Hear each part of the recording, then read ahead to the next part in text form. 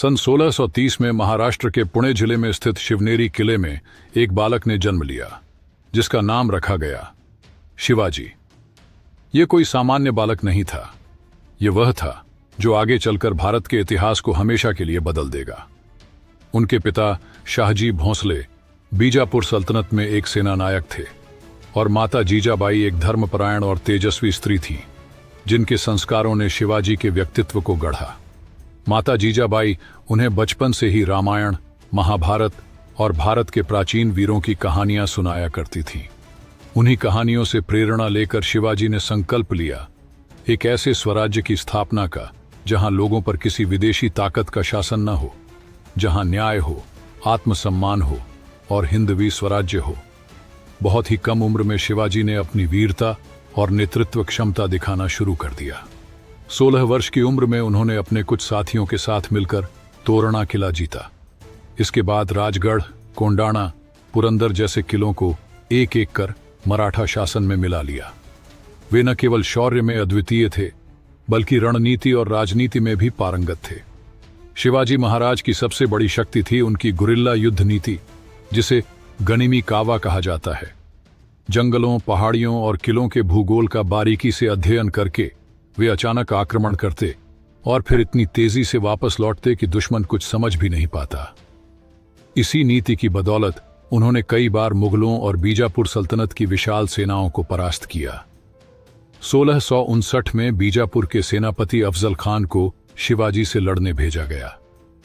अफजल खान ने छल से शिवाजी को मिलने बुलाया और वहीं उन्हें मारने की योजना बनाई, लेकिन शिवाजी पहले से सतर्क थे।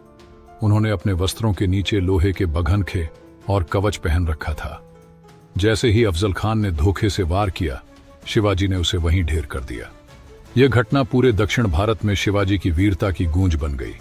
उनकी बढ़ती हुई शक्ति और लोकप्रियता से मुगल सम्राट औरंगजेब भी भयभीत हो गया। उसने शिवाजी को 1666 में आगरा बुलवाया, लेकिन वहां उन्हें बंदी बना लिया गया। परंतु शिवाजी महाराज ने अपनी चतुराई से वहां से भी भाग निकलने की योजना बनाई। उन्होंने फल और मिठाइयों की टोकरी में छिपकर मुगलों की नाक के नीचे से ही आगरा से भागने का कारनामा कर दिखाया। इस साहसी पलायन के बाद शिवाजी ने अपने शासन को और मजबूत किया। उन्होंने न केवल किलों की संख्या बढ़ाई, बल्कि एक संगठित सेना, नौसेना, प्रशासनिक विभाग और न्याय प्रणाली का निर्माण किया। 1674 में रायगढ़ किले पर उनका भव्य राज्याभिषेक हुआ, जहां उन्हें छत्रपति की उपाधि दी गई। यह राज्याभिषेक केवल एक राजा का ताज पहनना नहीं था, यह था उस स्वराज्य के सपने को हकीकत में बदलना, जिसका सपना उन्होंने बचपन में देखा था। शिवाजी महाराज के शासन में धर्म के नाम पर कोई भेदभाव नहीं था। वे एक धर्मनिरपेक्ष राजा थे, जिन्होंने हर जाति, धर्म और वर्ग के लोगों को सम्मान दिया। महिलाओं की सुरक्षा के लिए उन्होंने कड़े नियम बनाए और किसी भी महिला को युद्ध के बाद कैदी नहीं बनाया जाता था। यह उनके शासन का नियम था। उन्होंने अपने शासन में चिट्ठा प्रणाली, कड़ाकर नियंत्रण और ग्रामीण विकास जैसे कई आधुनिक व्यवस्थाओं की नींव रखी। उनकी नौसेना भी अत्यंत सशक्त थी। उन्होंने कोंकण तट पर कई दुर्ग बनाए, जैसे कि सिंधु दुर्ग और विजय दुर्ग, जिससे समुद्री आक्रमणों से सुरक्षा सुनिश्चित हो सके।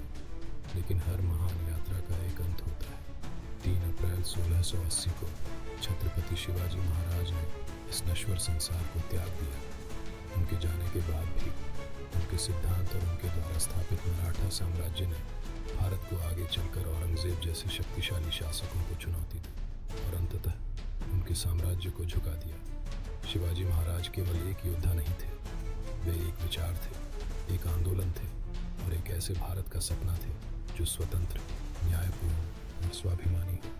उनका जीवन आज भी हमें सिखाता है कि अगर संकल्प सच्चा हो और इरादे मजबूत हो, तो कोई भी शक्ति आपको अपने लक्ष्य से नहीं रोक सकती। जय भवानी, जय शिवाजी।